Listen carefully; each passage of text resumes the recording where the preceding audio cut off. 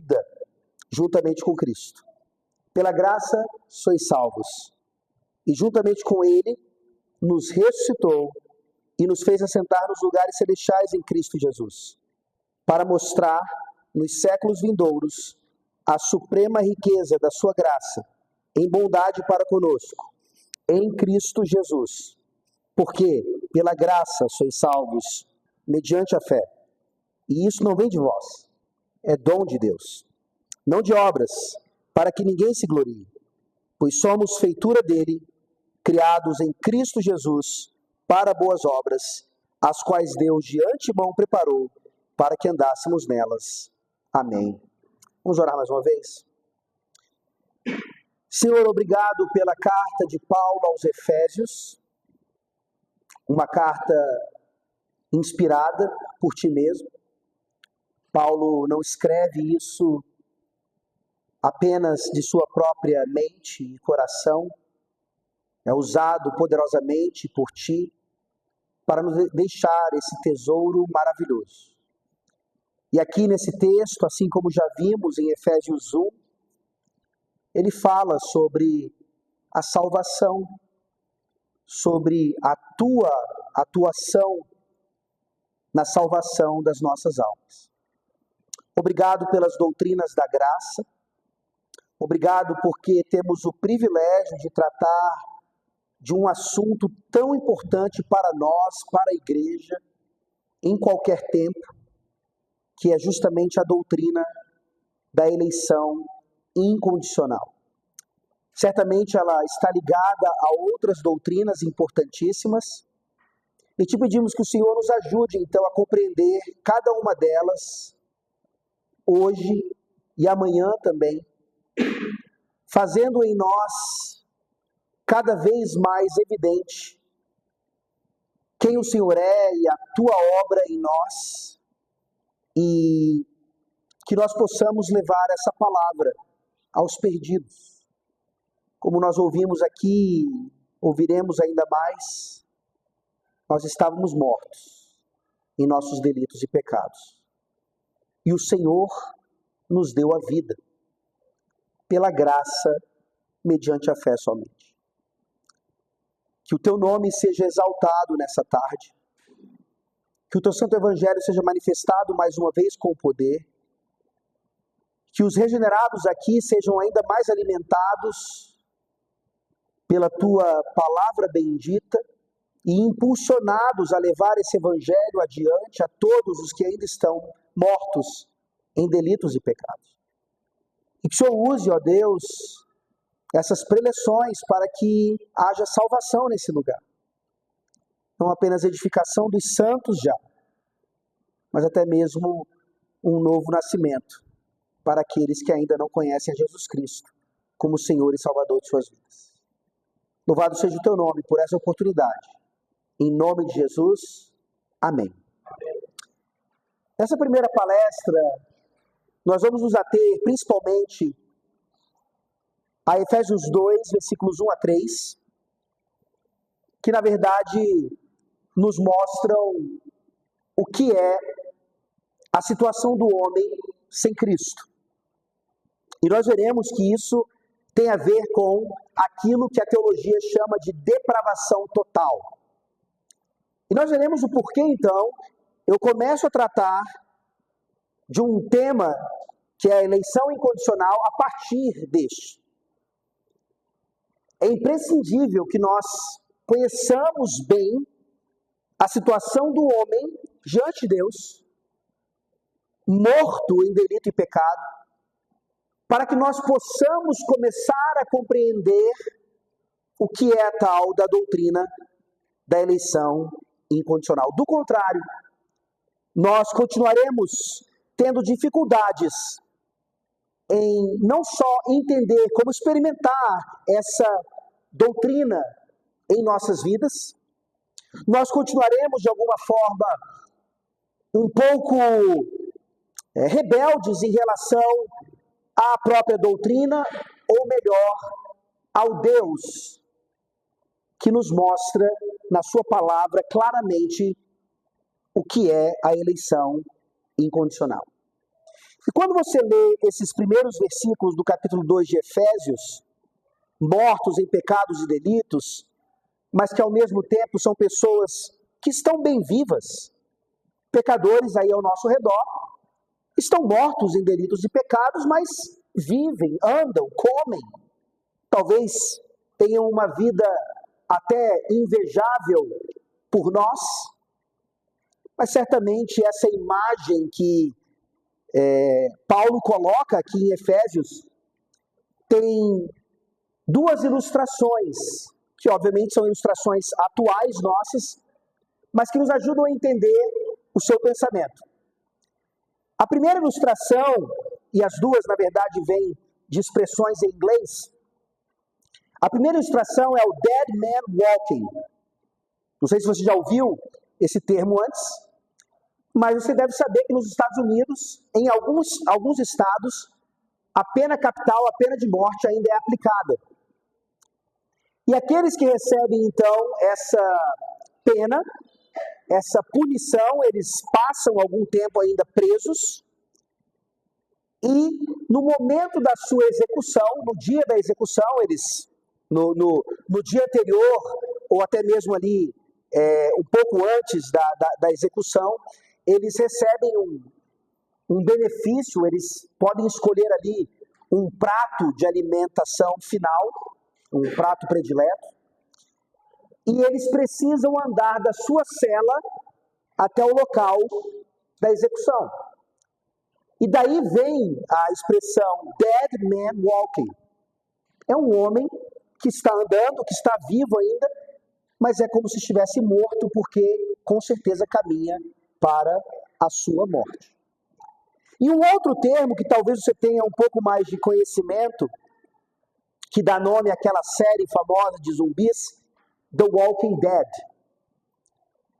É uma série que ficou muito conhecida aqui no Brasil, inclusive, e nos mostrava, né, essa imagem do morto-vivo, do zumbi, que está morto, mas anda, e talvez você tenha ficado um pouco mais desesperado quando você viu aquele filme do Brad Pitt, da Guerra de Zumbis, que geralmente zumbi anda devagar, você consegue fugir dele, mas nesse filme do Brad Pitt eles eram rápidos, ágeis, então você ficava com um pouco mais de medo.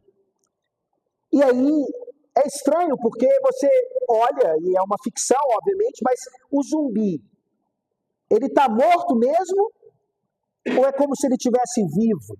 Afinal de contas, ele é capaz até de matar alguém, ou em morder a pessoa, ela acaba virando zumbi também.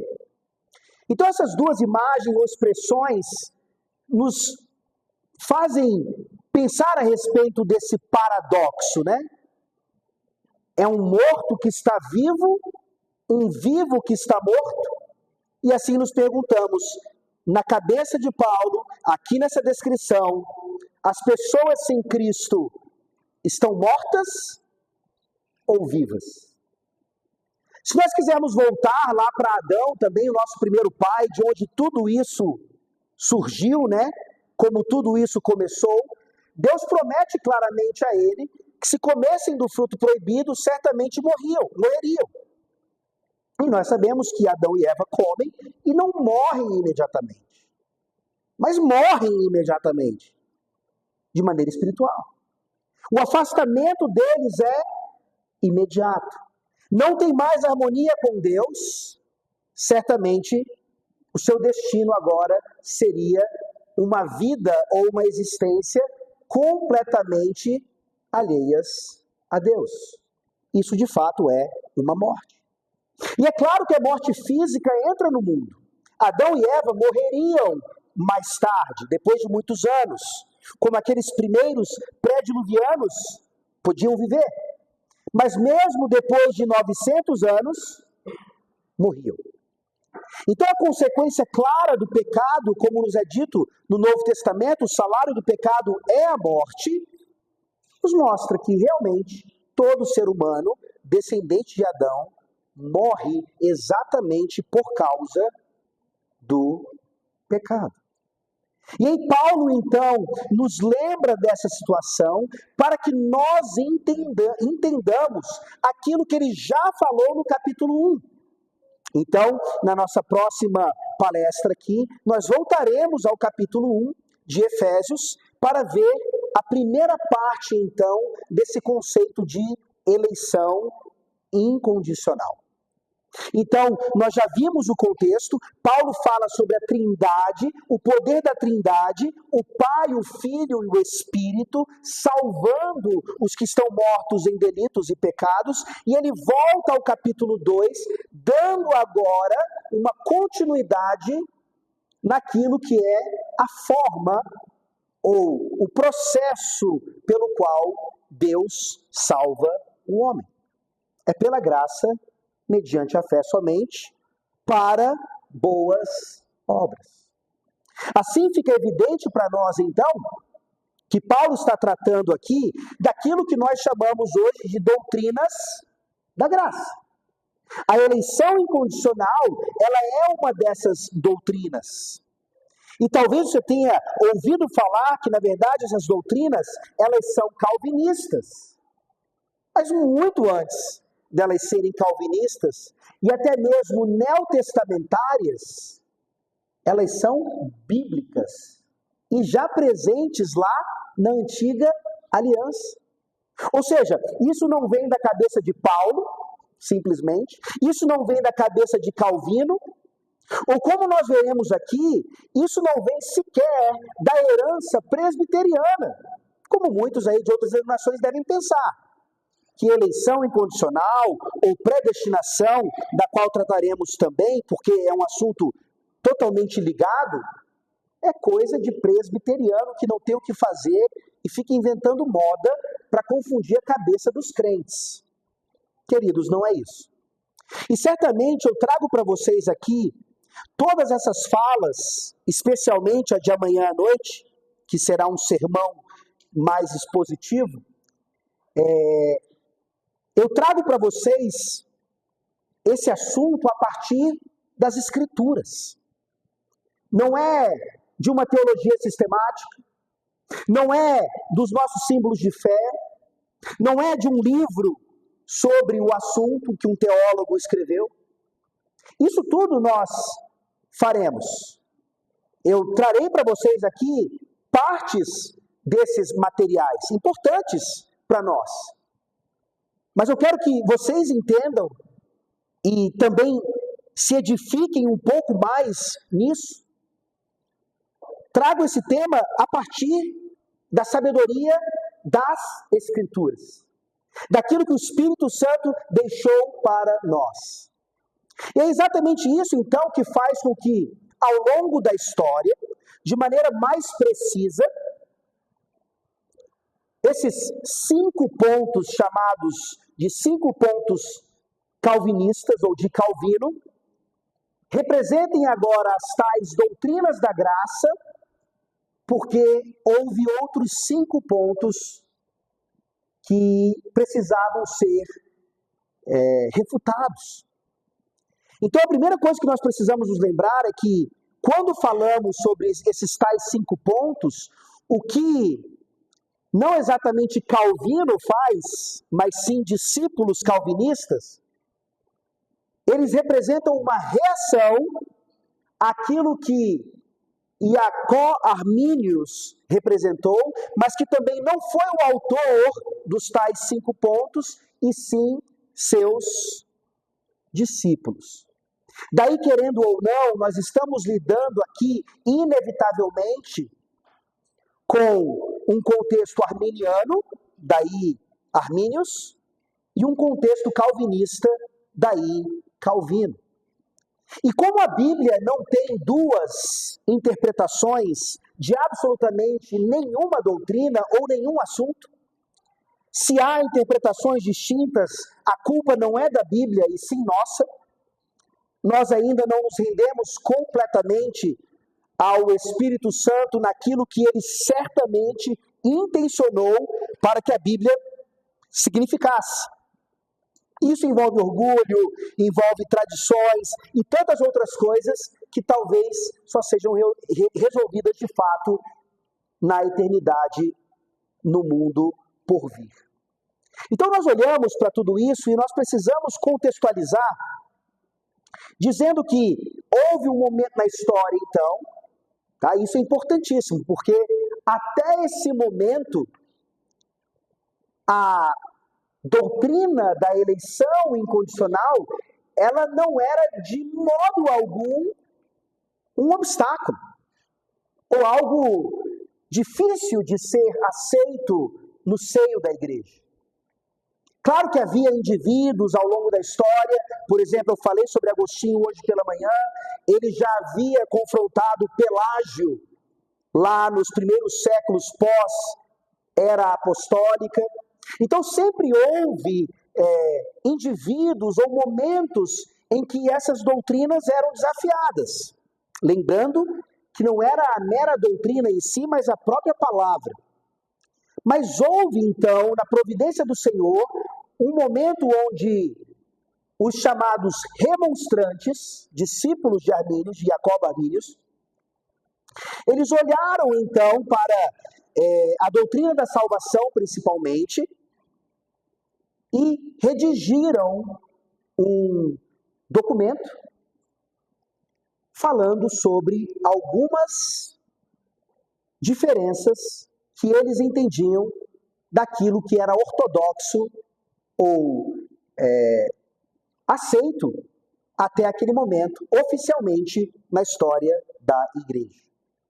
Depois os irmãos precisam, tá, estudar mais sobre isso, vale a pena, é um conhecimento histórico importantíssimo e que nos abre os olhos, pelo menos em termos de contexto, da onde tudo isso surgiu.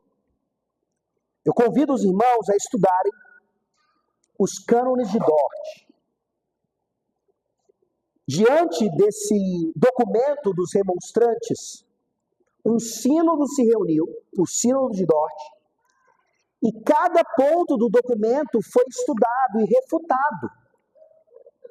E demonstrou-se então que a posição daqueles remonstrantes, que de alguma forma refletia a posição do próprio Armínios, apesar de Armínios, creio eu, talvez discordar de algumas decisões ali, eles foram corrigidos e o sínodo chegou a decisões que preservavam então a doutrina bíblica estabelecida há anos e que naquele momento precisava ser mais uma vez defendida. Então percebam que esses tais 5 pontos do calvinismo são essa reação de correção aos pontos da remonstrância, como era o nome do documento. E o primeiro ponto, então, da onde eles tiravam a raiz de todos os outros, tem a ver com esses 3 primeiros versículos que nós estamos estudando aqui, e por isso, isso é fundamental para o que nós vamos estudar em seguida. Parafraseando um pouco os remonstrantes, eles se distanciaram um pouco de Pelágio ou do pelagianismo, de fato, mas ainda mantiveram aquilo que na teologia é chamado de semi-pelagianismo, não é tão ruim quanto o pelagianismo, e que obviamente por causa de Jacobo Armínios acabou sendo conhecido também como arminianismo. Pelágio, lá na sua disputa com Agostinho, ele dizia o seguinte: olha, houve de fato a queda em Adão, mas não houve uma morte de fato, nem sequer espiritual. O homem continua com todas as condições para que ele mesmo chegue àquilo que nós chamamos de salvação, ou a sua potencialidade humana, esse tipo de coisa. Tá? Eu estou resumindo bastante aqui a posição de Pelágio. Agostinho reage quanto a isso porque já lá, naqueles séculos iniciais, isso vinha de encontro à salvação pela graça somente. Agostinho falou, não, Pelágio, você está errado. E com o passar do tempo, então, o pelagianismo foi de fato sendo amenizado, mas ainda manteve alguns aspectos que são manifestados no semi-pelagianismo.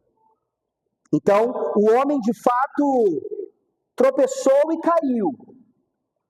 E no semi-pelagianismo ele se machucou muito, a ponto dele precisar agora de um auxílio divino, de um empurrãozinho divino. Mas é só um empurrãozinho. Quem vem à frente e quem, em última instância, participa da salvação, caso contrário, ela não existe, é o próprio homem. Deus ajuda, mas o homem é quem realiza, pelo menos, a parte que falta. Então, o primeiro ponto aqui tratado que precisou ser refutado era exatamente esse. O homem não morreu ou não ficou tão debilitado assim. A depravação do homem não é total. Foi forte, ele precisa da ajuda, mas não foi total. Queridos, não é isso que nós estamos vendo aqui nos versículos 1 a 3 de Efésios 2. Não é isso que nós vemos em Romanos capítulo 3, quando Paulo cita textos da antiga aliança para chegar à conclusão de que não há um justo nenhum sequer. Não é isso que nós vemos em vários outros textos, quando a Bíblia trata da condição do homem e a sua necessidade de salvação. E eu quero lembrar claramente aqui, mais uma vez, isso não vem da cabeça de Calvino, isso não vem da cabeça de Paulo, isso não é restrito ao Novo Testamento. Lá em Jonas, quando ele está no ventre do grande peixe e ele ora ao Senhor buscando livramento, ele traz aquele belíssimo pensamento e conclusão absoluta: a salvação pertence ao Senhor. Do Senhor, de Yahvé, é a salvação. Se os remonstrantes estiverem certos, então nós podemos até dizer que Deus participa um pouco da salvação, mas não totalmente. Ou seja, a salvação ela pertence um pouco a Deus, mas um pouco ao homem também. Queridos, em Efésios 2, Paulo está refletindo o que o Antigo Testamento sempre ensinou, e que agora é confirmado inclusive para os gentios, quando Paulo fala: ele vos deu vida, estando vós mortos nos vossos delitos e pecados. Em outras palavras, a depravação total da humanidade é total. Não é um adjetivo solto, ou que tenta amenizar alguma coisa. O homem morreu completamente em suas funções de pensamento, de ações, apesar dele ainda pensar e andar e respirar e comer, ele é como um zumbi. Ele é como um morto-vivo. Ele está a caminho da morte eterna, naquele corredor da pena da morte, a não ser que algo aconteça. E esse algo só pode ser feito por Deus. É por isso, na verdade, que a sua tradução provavelmente começa: ele vos deu vida. Efésios 2:1 aí. Mas pasmem, queridos, em vários manuscritos originais, ele vos deu vida, aqui nessa parte, no versículo 1, não está lá. O texto já começa dizendo: estando vós mortos nos vossos delitos e pecados. O ele vos deu vida vai acontecer lá no versículo 5. tá? Quando Paulo fala, inclusive, sobre ele mesmo. Estando nós mortos em nossos delitos, nos deu vida juntamente com Cristo. Então, alguns comentaristas entendem que ele vos deu vida aqui no versículo 1, é uma tentativa de já amenizar a mensagem. É como se ela ficasse dura demais, se Paulo começasse simplesmente dizendo, estando vós mortos nos vossos delitos e pecados. Mas isso, queridos, não é uma mera condição de dureza ou não. Não é como se Paulo precisasse, então, disfarçar a mensagem. Paulo precisava trazer àqueles ouvintes e a nós hoje essa realidade.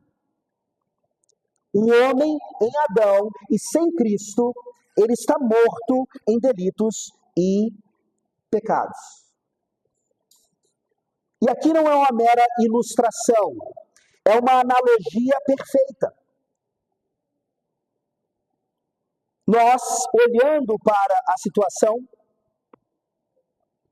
vemos que estar morto em delito e pecado significa tudo aquilo que é envolvido numa morte. Ou seja, a realidade da morte nos traz tristeza. O homem não foi feito para morrer. Hoje ficamos sabendo da notícia triste do sepultamento de uma irmã da igreja central. Tristeza. Uma filha que morre. Não consigo nem imaginar o que significa um pai perder um filho. Meu caçula, o Luca, assim que nasceu, foi para a UTI, quase faleceu. E eu já experimentando aquilo, senti um pouquinho o que pais que perderam seus filhos já experimentaram debaixo da providência de Deus. A realidade da morte, não só de filhos, mas qualquer uma, até aqueles que vivem muitos anos e morrem,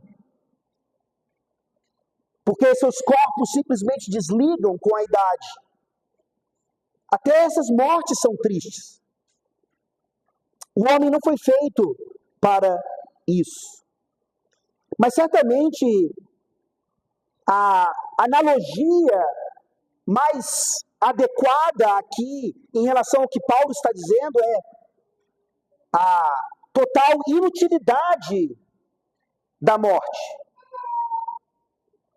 Queridos, o que um cadáver pode fazer? O que um morto, a não ser que seja na ficção de zumbis, pode fazer? Absolutamente nada. É por isso que a gente entende um pouco agora a questão da doutrina. Porque na mente humana é evidente que se eu leio esse texto e eu falo, um morto nada pode fazer, qual é a minha conclusão então? Porque se um morto nada pode fazer, ele não pode se salvar. Mas a salvação não pertence só a Deus, pertence ao homem também, numa teologia torta. Então eu preciso dizer que ele não está tão morto assim. Eu preciso dizer que talvez ele tenha sido ferido, esteja bem machucado, mas não totalmente morto. Então eu começo a fazer uma lógica que envolve, então, uma mudança não só da teologia em si, mas daquilo que a própria Bíblia diz. Paulo não está metaforicamente dizendo algo aqui. É uma realidade, e obviamente uma realidade espiritual. E talvez você aqui, vivendo em Varginha, e não mais em BH, ou em São Paulo, ou em uma grande capital, vocês estejam mal acostumados. Eu já ouvi falar aqui que não precisa trancar o carro, não precisa fazer várias coisas que vocês certamente não fazem em outros lugares. Mas deixe-me lembrar uma coisa para vocês aqui, tá? Mesmo em Varginha, e graças a Deus por isso, por essa segurança e tal, mesmo em Varginha, quando vocês andarem por aí, vendo pessoas andando sem Cristo, com toda a segurança e os benefícios de Varginha, não se esqueçam que essas pessoas estão mortas em seus delitos e pecados. Que elas precisam desesperadamente de Cristo. Que elas são totalmente depravadas. E que, infelizmente, o arminianismo e todas as suas consequências ainda trazem para a Igreja de Cristo malefícios terríveis. Tudo isso aqui, queridos, para nós entendermos o que vem pela frente. Eu só consigo entender o brilho e o benefício de uma doutrina como a eleição incondicional, ou até mesmo a ideia da predestinação, se eu entendo qual é a condição do homem. E ele é completamente incapaz de fazer qualquer coisa em relação à sua salvação. Não sei como você lida ainda com essas doutrinas da eleição, mas eu queria dar um testemunho aqui de algo que talvez ainda aconteça em várias igrejas. Eu vim do catolicismo romano, e só para vocês entenderem um pouco o contexto, o catolicismo romano é tradicionalmente semi-pelagiano. Tanto é que o grande doutor da igreja no catolicismo romano é Tomás de Aquino, que tem muitas coisas boas, tá? Não jogue tudo fora dele. Mas nessa parte da graça e da doutrina da salvação, ele infelizmente enfatizou demais a razão ou a capacidade humana, abrindo muita porta para essa possibilidade de uma coparticipação do homem na sua salvação. Daí o semi-pelagianismo romano. Eu era romano, Deus me tirou de lá e me levou para a igreja presbiteriana. Minha esposa Alessandra nasceu na igreja presbiteriana. Foi batizada na infância, cresceu na igreja presbiteriana. E eu, vindo do romanismo, quando então começamos a nos relacionar, nós tínhamos algumas brigas que envolviam teologia. Eu a favor da predestinação, ela contra. Uma presbiteriana de berço que dizia, tá? Eu não sei se você ainda diz isso, se você ainda sente isso, se é uma coisa com a qual você ainda luta. Ela dizia, o meu Deus não é assim como você diz. E eu tentava mostrar em toda a minha ignorância, né? Neófito e ainda novo, mas está na Bíblia. Não é algo meramente presbiteriano ou calvinista ou de uma linha teológica contrária à outra. Está na Bíblia. E, obviamente, isso não é suficiente, queridos. Porque, apesar de estar na Bíblia, não é um tema fácil mesmo. E nós, muitas vezes, maltratamos a doutrina e não ajudamos em nada nesse sentido de tentar convencer as pessoas a partir daquilo que nas Escrituras Sagradas está muito evidente. Então, ela vai testemunhar agora, amadurecendo e aprendendo sobre isso, como foi fundamental, e não podia ser diferente, porque é sempre assim, esse é o caminho.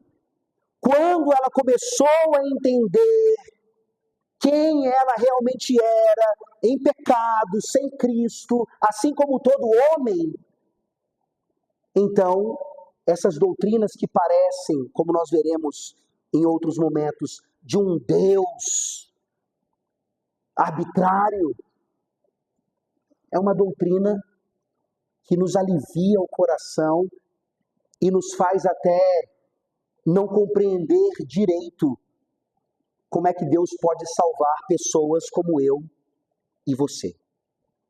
O tamanho do amor desse Deus, o tamanho da misericórdia desse Deus, é isso que precisa ficar evidente, queridos, porque a primeira coisa também que nós precisamos entender em relação à depravação total, que é realmente completa, é o homem todo, é a mente, é o coração, é tudo. Essa doutrina nos ensina que nós não somos tão depravados quanto poderíamos ser. Senão, só teria zumbi no meio da rua. Senão, de fato, o zumbi não seria uma ficção, seria uma realidade. Mas Deus é tão misericordioso, Ele é tão gracioso, tão benevolente, que inclusive ímpios não nascidos de novo conseguem ter uma certa vida. E humanamente falando, até fazer coisas boas. E talvez o maior engano nisso tudo é eles acharem que por essas coisas boas, ou se fizerem mais coisas boas do que coisas ruins, eles acabam atingindo alguma recompensa espiritual. E vocês sabem muito bem que essa recompensa não se dá dessa maneira. Então, por que isso é importante? Porque Deus, ainda na sua longanimidade, impede que nós cheguemos a experimentar o pecado em sua última consequência. Às vezes você abre ali no Instagram, numa rede social, na televisão ainda, e você olha uma coisa terrível que aconteceu. E essa é a capacidade humana, gente. A capacidade humana de alguém sem Cristo de fazer coisas absolutamente terríveis e pecaminosas. Mas na longanimidade do Senhor, no impedimento que Ele traz, até que para que esse pecado não seja tão grave quanto ele poderia ser, Ele oferece então essa mensagem de restauração. Nada é tão depravado, ou melhor, ninguém é tão depravado que não possa ser restaurado em Cristo Jesus. Mas eu preciso das más novas antes de entender as boas novas. Porque senão as boas novas, elas serão a partir do que eu acho que é bom. E se nós formos bem honestos aqui, e eu quero te encorajar, não a continuar nesse tipo de pensamento, mas de entender que essa luta, ela é, digamos assim, legítima. Porque nós somos pecadores, e nós somos tentados, e, enfim. Se nós formos honestos, e olharmos para as doutrinas da graça, e uma doutrina mais específica como a eleição incondicional, nós somos tão pecadores que nós somos capazes de dizer que, de fato, se a eleição incondicional for uma verdade, então Deus é injusto. Olha o que consegue sair da nossa mente e, às vezes, da nossa boca. Eu e você, criaturas, somos capazes de colocar Deus no banco dos réus e considerá-lo injusto, caso ele decida salvar alguns cujo destino era o inferno. Ou seja, em outras palavras, nos lembremos que o que Paulo está dizendo aqui, ele vos deu vida, mesmo essa primeira parte não estando lá no grego, estando vós mortos nos vossos delitos e pecados. Nós todos, queridos, todos, absolutamente todos, até as criancinhas, antes de chegarem na tal idade da razão, absolutamente todos os seres humanos que são concebidos em algum momento da sua existência, já são concebidos exatamente dessa maneira aqui. mortos em delitos e pecados. E o pior, concebidos como seres humanos, destinados à morte eterna. Não é uma questão meramente aqui do que experimentamos nesse mundo, mas é uma consequência no porvir, inclusive. A profundidade do que Paulo está mostrando aqui não é algo meramente pragmático do nosso dia a dia. Agora sim, então vamos ter uma vida melhor. Mortos em delitos e pecados não podem se salvar e eles continuarão mortos eternamente. Essas são as más novas. São terríveis. Nós precisamos nos lembrar, é por isso que Paulo coloca isso aqui logo no início do capítulo 2. Aqueles ouvintes da época precisavam ouvir isso. E não eram só gentios, eram judeus também. Alguns que se achavam salvos simplesmente por serem judeus. Paulo mostra a eles, como ele diz claramente em Romanos 3, já citei aqui, aquele no contexto ali, nem judeu, nem gentio, todos, não há um justo sequer. Todos carecem da graça, da glória, da misericórdia, do amor salvífico de Deus. Em resumo, então, o grande lembrete e a grande preparação para o que nós ouviremos em seguida, para tratar os nossos corações, para deixarmos de colocar Deus no banco dos réus, ou de acharmos que João Calvino era um grande tirano, e outros que falaram sobre isso ao longo da história, inclusive Paulo. Nós precisamos lembrar que cada um de nós estávamos destinados ao inferno. Foi assim que eu e você fomos concebidos no ventre de nossas mães. Talvez você pense assim, pastor, meus filhinhos estão aqui. Cuidado com o que o senhor diz. Queridos pais, falem isso para os seus filhos. Senão eles vão crescer pensando que crianças são inocentes até cometerem o primeiro pecado. E que porque são inocentes, então, olha a gravidade disso. Pense nessa lógica.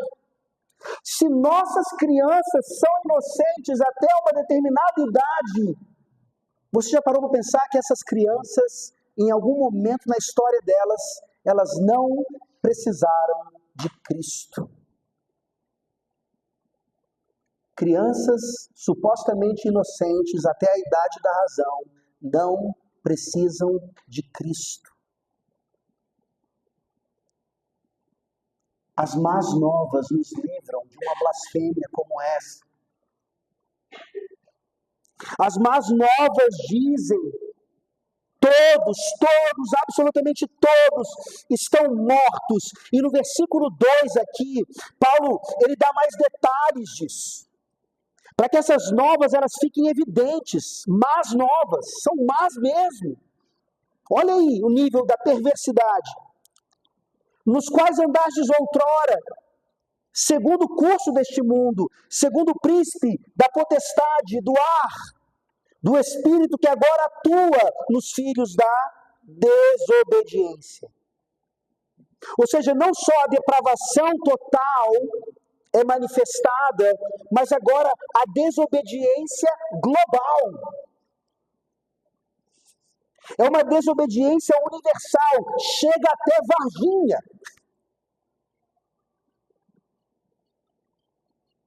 Chega até o interiorzão lá da Amazônia. Aqui Paulo fala, nos quais andastes outrora.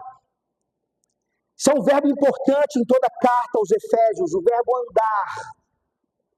E Paulo vai usá-lo de maneira negativa e positiva, que é extremamente negativa. Andar como andávamos outrora é péssimo, porque era segundo o curso deste mundo, segundo o príncipe da potestade do ar, do espírito que agora atua nos filhos da desobediência. Isso tem a ver, queridos, com Satanás. É ele quem ajuda desde o princípio, desde a queda, desde Gênesis 3. É ele quem auxilia na constatação dessas más novas.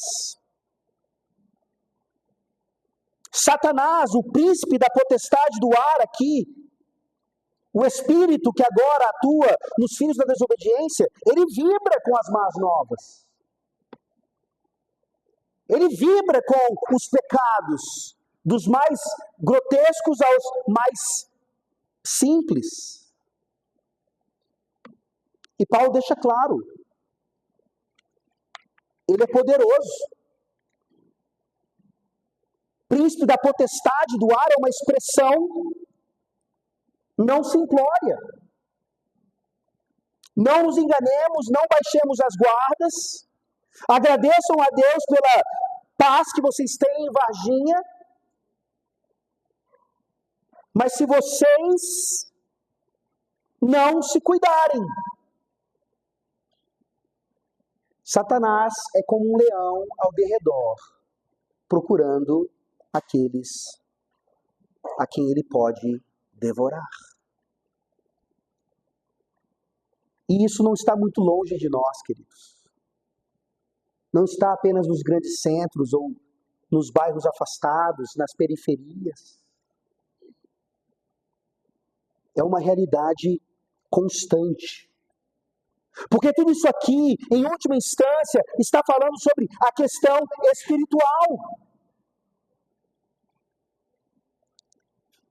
Que atuação é essa que ele ainda realiza nos filhos da desobediência? Repito, basta você olhar mais uma vez na própria rede social. Antigamente, mesmo pela televisão, não tínhamos tanto acesso a isso, mas agora parece que tem câmera em tudo que é lugar nas cidades e nós vemos as atrocidades que acontecem. As atrocidades mais terríveis que eu tenho visto, talvez de maneira mais recorrente agora, são homens agredindo mulheres. Interessante isso, não quero fazer um cavalo de batalha aqui, mas isso não é feminicídio não, tá, gente? É homicídio mesmo. Não precisa ficar mudando as palavrinhas para tentar valorizar a mulher dessa forma. A valorização da mulher é pelo evangelho e pronto. Mas o que esses homens terríveis, influenciados por Satanás, pelo príncipe da potestade do ar, é algo terrível. Isso é só um exemplo. Que, repito, pode acontecer tranquilamente nas melhores famílias de Varginha. A imagem que Paulo traz é terrível. E ele não se exclui disso, como eu falei no versículo 5. Ele fala, estando nós mortos em nossos delitos. O próprio Paulo poderia se colocar aqui mais uma vez como sendo aquele que foi perseguidor da igreja, blasfemo. Se tinha alguém que certamente não merecia salvação pelas próprias obras, este era Saulo. Mas ele foi alcançado. Ele sabia muito bem o que era a depravação total na sua própria vida e o que era agora a representação disso na vida de qualquer homem. E no versículo 3, então, ele continua essa descrição terrível das más novas. E ele diz, entre os quais também todos nós andamos outrora, segundo as inclinações da nossa carne, fazendo a vontade da carne e dos pensamentos, e éramos por natureza filhos da ira, como também os demais. Paulo não podia se incluir mais do que aqui. Ele não está simplesmente julgando alguém ou apontando o dedo, ele está trazendo uma realidade, para que dessa realidade nós entendamos a profundidade, a grandeza da ação de Deus na salvação de homens como eu e você. E Paulo aqui então, ele fala ainda mais sobre não só a característica do pecador sem Cristo, mas das consequências. Entre os quais também todos nós andamos outrora, segundo as inclinações da nossa carne, fazendo a vontade da carne e dos pensamentos, e éramos por natureza filhos da ira, como também os demais. E os filhos da ira ou da desobediência, influenciados ainda por Satanás agora, pelo príncipe da potestade do ar, se algo não for feito em suas vidas ou na sua existência, eles continuarão um rumo satânico. Terão como herança final a morte eterna, o inferno, onde Satanás e os demônios, ou o que está reservado para Satanás e para os demônios também. É interessante porque, mais uma vez, nós precisamos nos atentar para as palavras que nós usamos. E eu não sei o quanto você usa isso, talvez seja algo mais do Nordeste mesmo. E eu tive o privilégio de pastorear praticamente toda a minha vida no Nordeste. E lá usa-se uma expressão, perdão por usá-la aqui porque eu vou criticá-la, tá danado. Ou danou-se. E nós não paramos para pensar que, na verdade, essas expressões elas têm a ver com uma danação eterna. E talvez você seja daqueles que falam assim, pastor, mas quando eu digo essas coisas eu não quero dizê-las de fato.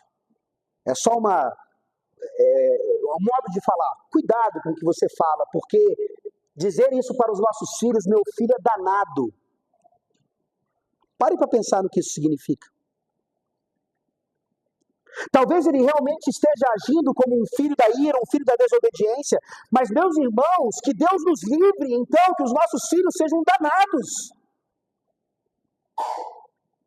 Que os nossos filhos, inclusive pelas promessas pactuais e o evangelho para eles oferecido também, sejam livres da danação. E eu não estou chamando isso apenas de um comportamento bonzinho e uma paz de espírito que você precisa em casa, mas de um livramento, de uma eternidade de juízo e sofrimento. Paulo fala claramente que tudo isso não tem a ver apenas com Satanás. Porque também seria muito fácil para nós colocar a culpa só no inimigo das nossas almas, mas isso tem a ver com a nossa carne. Isso tem a ver com o próprio mundo. Isso tem a ver comigo e com você. Isso tem a ver com aquilo que nós desejamos, que vai de encontro ao que Deus manifesta em sua palavra. O problema, queridos, muitas vezes não é simplesmente entendermos que nós éramos filhos da ira e da desobediência, mas que agora, às vezes, nós ainda cometemos atitudes que são dignas daqueles que não têm Cristo. Essa é a mensagem que, mais uma vez, nos leva a desejar algo como uma eleição incondicional. Porque nós gritamos então, aleluia! Porque não depende de mim e de você. E graças a Deus aqui, quando Paulo fala sobre isso, no versículo 3, além de nos mostrar um futuro eterno sem Cristo, totalmente danado, ele nos mostra uma realidade que nos livra de um pensamento que é fruto de uma péssima teologia. Que talvez você ainda pense a respeito ou de alguma forma queira defender e que está totalmente ligada a essa ideia da depravação total ou da queda completa do homem, mas precisa haver algum resquício, porque senão Deus se torna absolutamente arbitrário e injusto. Eu estou falando aqui daquilo que nós conhecemos na história da igreja como o livre-arbítrio. E talvez você diga assim, não é possível que não haja espaço para isso dentro daquilo que significa a vida cristã. E para provar para vocês, essa é apenas uma evidência, para provar para vocês que isso não é coisa meramente de calvinista, ou melhor, de presbiteriano, eu vou citar aqui um que não era presbiteriano, longe disso, e vocês devem saber de quem eu estou falando. Em um sermão denominado livre-arbítrio, um escravo, esse pregador diz: vocês têm ouvido muitos sermões arminianos. Eu ouso dizer, mas nunca ouviram uma oração arminiana. Um arminiano de joelhos orará desesperadamente como um calvinista. Ele não pode orar a respeito do livre-arbítrio. Não há lugar para isso. Imagine-o orando assim: Senhor, eu te agradeço que eu não sou como esses pobres calvinistas presunçosos. Senhor, eu nasci com um glorioso livre-arbítrio. Eu nasci com poder pelo qual posso me voltar para ti por conta própria. Tenho melhorado a minha graça. Se todos tivessem feito o mesmo que eu fiz com a tua graça, poderiam todos ser salvos. Senhor, eu sei que tu não nos fazes espiritualmente propensos. Se nós mesmos não quisermos, tu dás graça a todos. Alguns não a melhoram, mas eu sim. Haverá muitos que irão para o inferno, tantos quantos foram comprados pelo sangue de Cristo, como eu fui. Eles tiveram uma boa chance e foram tão abençoados como eu. Não foi a tua graça que nos diferenciou. Eu sei que ela fez muito, mas eu cheguei ao ponto desejado. Eu cheguei ao ponto desejado. Eu usei o que me foi dado e os outros não. Essa é a diferença entre eu e eles.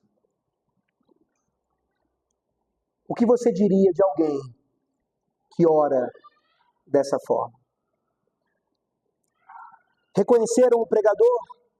Charles Spurgeon, o príncipe dos pregadores, batista convicto. Essa não é uma doutrina que flui da mente de Calvino, ou nem sequer do apóstolo Paulo. Para vocês entenderem, amanhã, o sermão final, no culto solene, virá de Pedro.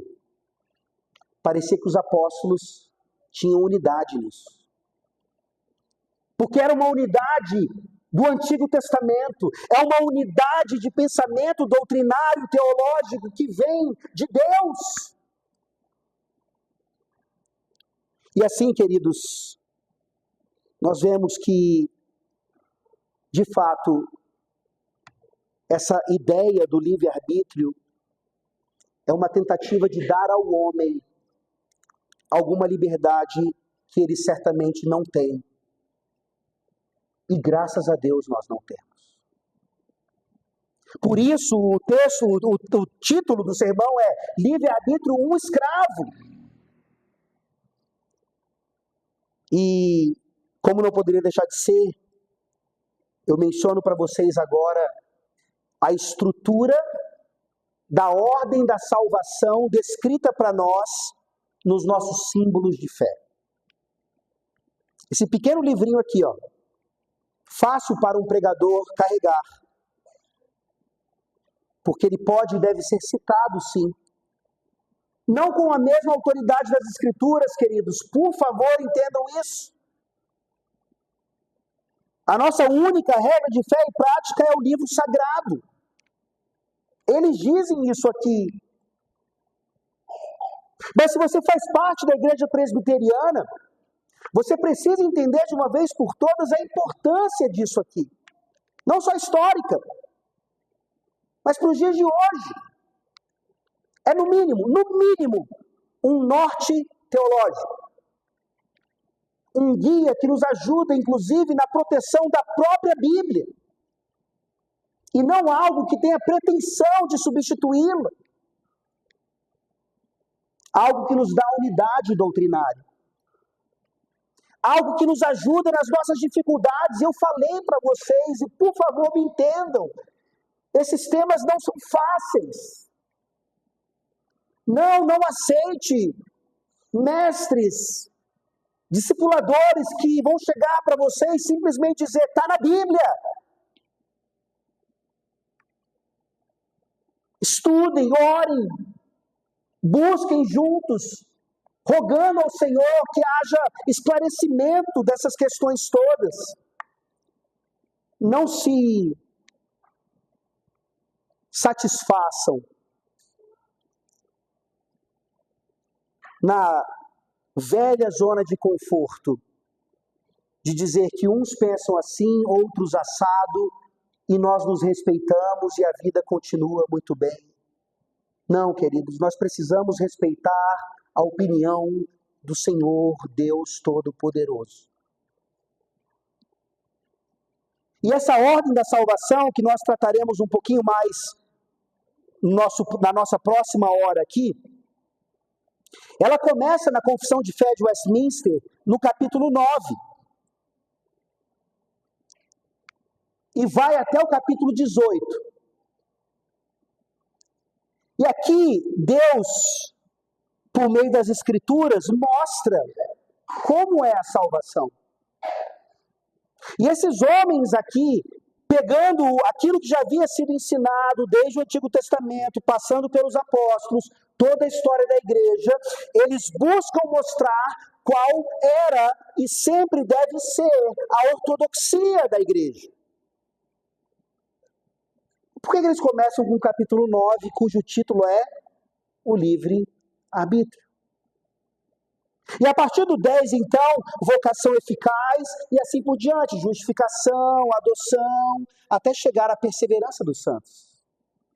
Que no caso aqui seria o quinto ponto do calvinismo, uma refutação à famosa possibilidade de perda de salvação que ainda existe na mente de muitos cristãos sinceros, mas enganados.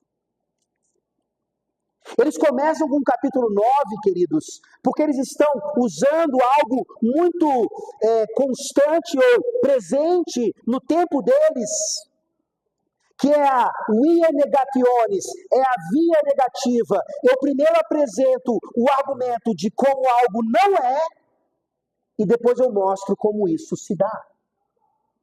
Então o capítulo 9 fala do livre-arbítrio, dizendo a salvação não é dessa maneira. E a seção 1 desse capítulo diz, Deus dotou a vontade do homem de tal liberdade que ela nem é forçada para o bem ou para o mal, nem é isso determinada por qualquer necessidade absoluta de sua natureza. Se nós parássemos aqui, nós todos seríamos arminianos. Nós todos diríamos, viu? Deus dotou ao homem essa vontade, esse arbítrio, é livre. Mas, queridos, isso aconteceu em um momento, antes da queda, quando de fato nosso primeiro pai tinha liberdade real de obedecer a Deus. e não de simplesmente seguir a inclinação da nossa carne, como nós ouvimos de Paulo aqui. Esses 3 versículos iniciais de Efésios 2 são um tratado contra o livre-arbítrio. E mais uma vez, eu não estou aqui batendo meramente numa doutrina, é porque se eu não entendo assim, a minha próxima fala vai passar despercebida por vocês, ou vocês vão continuar me odiando, se é que já odeiam. Ou pior, tratando Deus como alguém injusto. A seção 3 desse capítulo diz: o homem, ao cair no estado de pecado, perdeu inteiramente todo o poder de vontade quanto a qualquer bem espiritual que acompanhe a salvação, de sorte que um homem natural, esse descrito por Paulo aqui, inteiramente avesso a esse bem e morto no pecado, é incapaz de, pelo seu próprio poder, converter-se ou mesmo preparar-se para isso. Aí você fala: mas pastor, isso é uma doutrina, é uma interpretação. Então eu convido os irmãos ao lerem isso aqui, estudarem todos os textos bíblicos que acompanham esse pensamento. O que esses homens estavam fazendo nada mais é do que o que nós estamos fazendo aqui, trazendo da Bíblia pensamentos. E porque nós queremos ser bíblicos, eles não podem ser colocados como: mas um pastor pensa assim, outro pensa assado, e eu vou exercer o meu dom de preferência. Prefira o que claramente o Espírito Santo deixou na sua palavra. Vá, por favor, para João 3 agora, o Evangelho de João. João 3. Aquele famoso texto que fala sobre a obra de Deus. Nós vamos começar aqui, eu vou terminar saltando lá para o 36. João 3,16, que não é um versículo arminiano nas Escrituras. Porque Deus amou o mundo de tal maneira que deu seu Filho unigênito para todo aquele que nele crê não pereça, mas tenha vida eterna. Olha o 17 agora. Porquanto Deus enviou o seu Filho ao mundo, não para que julgasse o mundo, mas para que o mundo fosse salvo por ele. Parece que continua um pouco arminiano ainda. Olha o 18.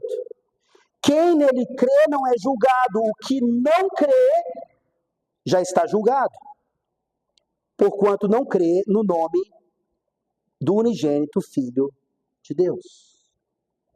Uma distinção está sendo feita aqui. E crer no Filho de Deus tem a ver com o que nós veremos na eleição incondicional. Agora vá para o 36, versículo 36. Olha que benefício maravilhoso.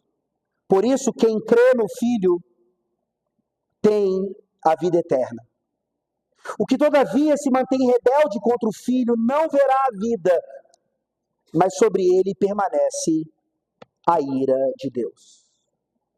Ele continua como um filho da ira. E o que eu quero convencê-los de uma vez por todas, queridos, é que esse crer e esse confiar no Filho aqui tem a ver absolutamente com aquilo que Deus faz na minha e na sua vida. Sim, crer é algo que eu e você fazemos. Deus não crê por nós. Deus não confia por nós. Eu e você somos chamados a crermos e nos arrependermos. Nos arrependermos e crermos. Mas isso só é possível para aqueles que são salvos pela graça. cuja iniciativa é do próprio Deus e jamais nossa. E isso nos livra da pena eterna. Para terminar, vamos lá para 1 Tessalonicenses, por favor. Eu espero que você tenha notado que esses verbos todos que Paulo usou lá em Efésios 2, eles estão no passado. Vocês andavam outrora. Vocês eram, viviam, faziam. São verbos do passado, meus irmãos. Agora nós somos novas criaturas. 1 Tessalonicenses 1, versículo 10.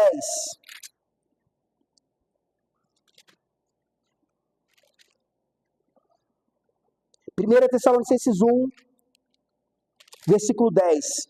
E para aguardardes dos céus o seu Filho, a quem ele ressuscitou dentre os mortos, Jesus, que nos livra da ira vindoura. Os filhos da ira, a não ser que isso aqui aconteça em suas vidas, estão aguardando a ira de Deus. Eu e você, que estamos em Cristo, sem livre-arbítrio nenhum, estamos livres da ira vindoura.